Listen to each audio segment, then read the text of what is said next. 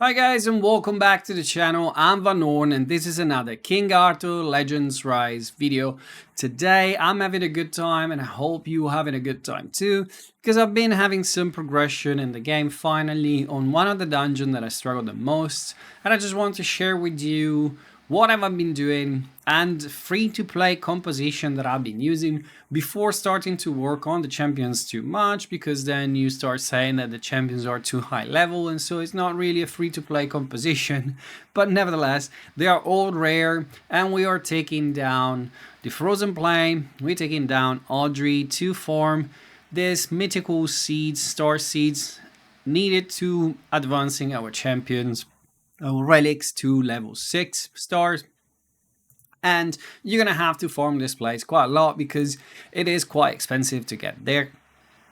And so you need to get a composition that is not only accessible, that doesn't require too many resources because your resources might be needed somewhere else, but you want to also to use as many champions possible from different area where you're using them as well. So you don't want to build 4 champions specifically for a dungeon.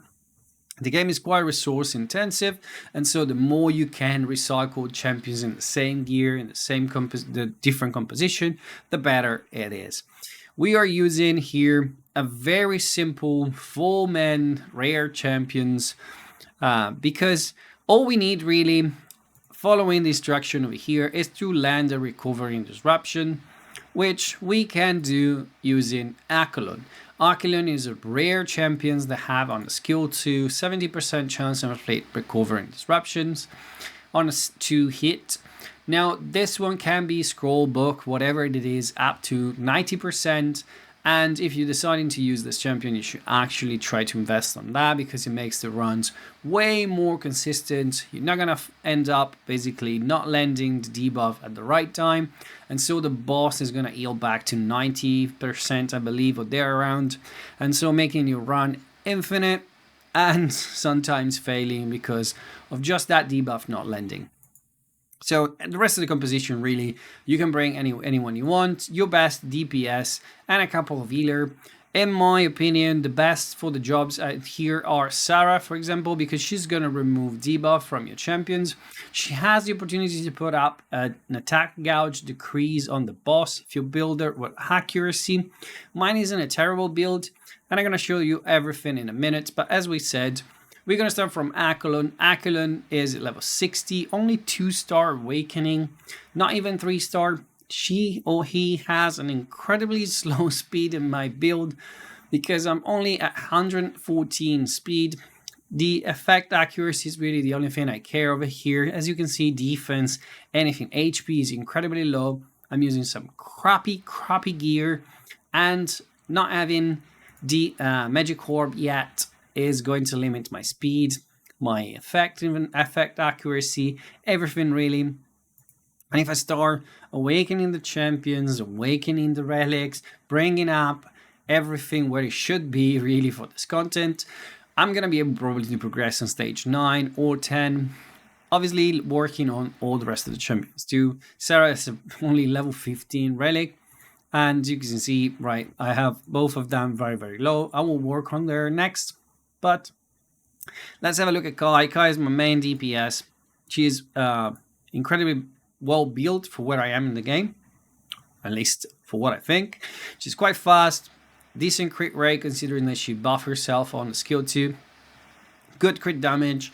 She does a ton of damage when she gets going, and she is my go-to for everything, everywhere. So you should definitely invest on her, as I already said many times. And then Sarah over here, also on the gear and very slow, with nothing really to go for. Effect accuracy is incredibly low. That decrease attack gouge never almost land. It's very like random, but I'm not going for it. I need to rebuild her, to be honest. I would like her to be ideally in a vigor set that will help. Vigor set that I have also on kalr to be able to use the skill 2 all the time. And I have a vigor set also on Isolde with accuracy this time because I'm using her on Gorgos, so I have a decent effect accuracy, I have a decent speed. This is a decent gear that I have gathered over time. The other champions are going to have the leftover until I can give them some decent one. But I need to farm this stage because I need this advancing relics to level 6. And so I need to get there as soon as possible. And so you do.